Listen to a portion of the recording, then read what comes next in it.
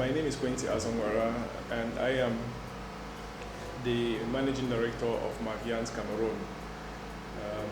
I have a background in IT and in engineering, so I have a master's degree in ICT and I have a PhD in mechanical engineering. And I studied in Germany from 1999 till about 2006.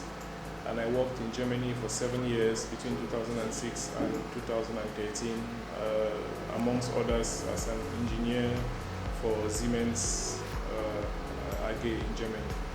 And so in 2013, I met my partner Jerry Chiambe, who convinced me to join him in Maviance and to come back and offer value to our local population here by providing solutions to the local challenges that we have.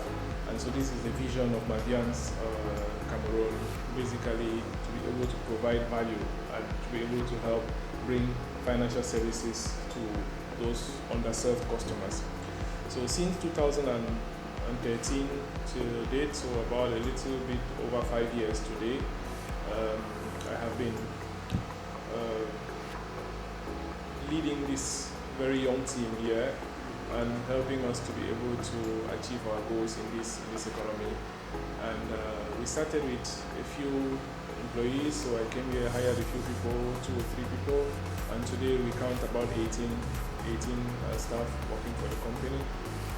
And we are deploying several solutions, one of which is MobiPay, which you may be able to see behind me, which is the main solution we are deploying in the market. And so MobiPay is really a payment platform, right? It's an aggregator, if you like.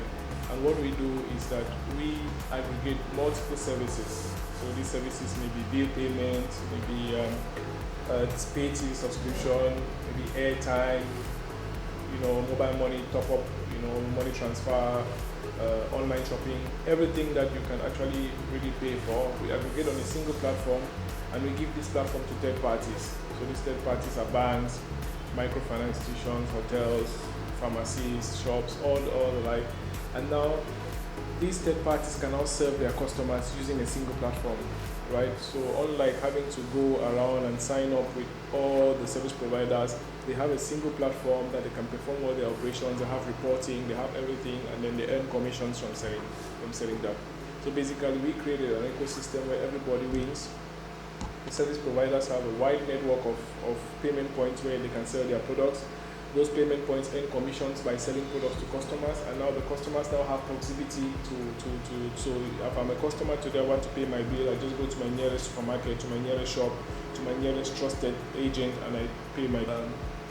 I'm in the business of accompanying institutions and companies in their digital transformation.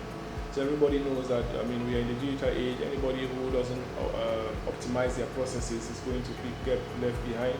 And so we today are trying to accompany some of these companies in their digital transformation.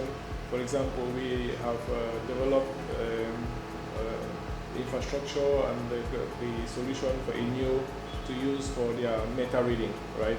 So the agents, right, they go to the field with a smartphone, they read your meta, they take a GPS, they take a picture, and it's an intelligent application which can now help to estimate your billing already, and can tell the agent if he has made a mistake by entry, unlike before where he would just write it on a piece of paper, have it to go back to the main office, somebody else will type it in and there may be a mistake, and so the time taken for you to actually read your meta and get your bill is over 10 days, and this has been reduced to a single day. So the moment you read it, goes to the back office and your bill can be sent.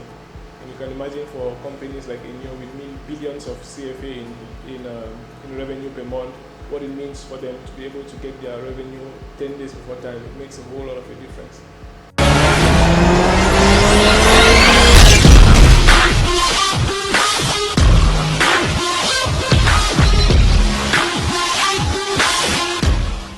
Fintech is a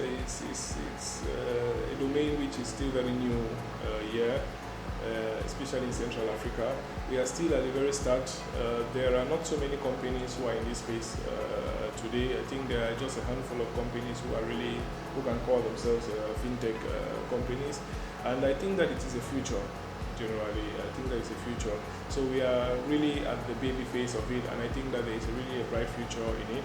Of course, there is a lot that needs to be done, especially from the administrative point of view, to create good regulations, to be able to provide funding for people to actually understand that they can invest in this direction. So, we have classical investors today who focus on just real estate and all the classical investments, but we have people now need to understand where this direction is going to, and we need funding from the government point of view. We need infrastructure. We need to increase the accessibility to internet and everything that comes with it to make the space actually thrive. But I think after a few years today, 6 years today, people are beginning to get it. We are now coming from the Promote Trade Fair, for example, where we talk to a lot of partners, and people understand digital, they understand why they need to optimize their processes, they understand why they need to embrace digital financial solutions in their businesses for them to grow. So I think we are on the right path.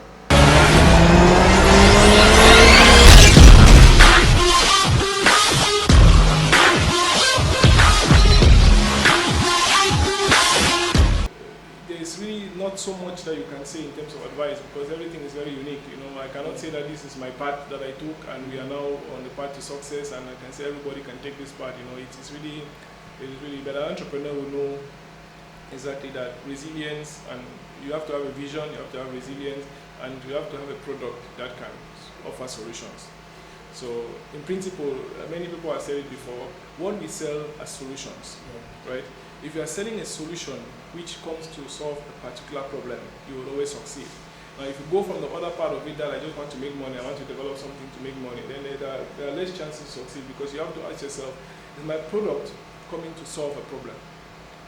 Is it just a product I want to sell, or is it really coming to solve a problem? Because where there's a challenge, there's a need for a solution, and if you can provide a solution, people are going to take it. It's one word, it's resilience. We started this in sometime in 2011, started developing Renewal, and we paid the first bill. The first transaction that was done on the SmallPay platform was done on the 3rd of November 2014. So this is 3 years after. And you can imagine, if you are not resilient, if you are not there, you will give up. I'm sure you have met quite a number of companies who have come to Cameroon, set up and gone away after 1 year and told all kinds of stories, which is true, by the way. I'm not trying to underestimate those challenges. It is true. It's a frustrating environment to come and try to start a business, and after 1 year you have not taken off. But then it's resilience. So the secret is, we started in 2011, in 2014 we are not yet giving up. That's really it. We kept being there, kept knocking at the door, kept telling people that we have a solution to the problem, and sooner or later they will take it. Africa generally is the only environment today where you can start a business and become a billionaire in 5 years. In many other economies, it's almost impossible. So we need to grab that opportunity and change the mindset and try to grab it before it's too late. Most of my mates out there, and they have the fear and so on, and sometimes I tell them, both in terms of motivation, but also in terms of giving them the vision of where they might be in 60 years.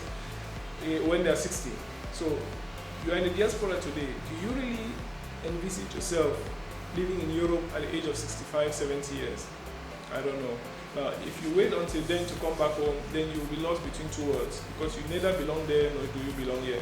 Now, do you want to take the risk now and say, let me try to do something, let me try to, and you must not do it yourself. You can invest, right?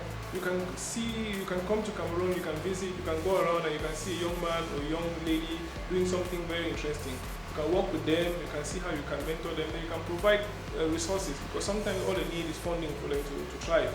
So you can invest in already existing businesses. Everybody wants to come and start their own thing. It's not always the right thing.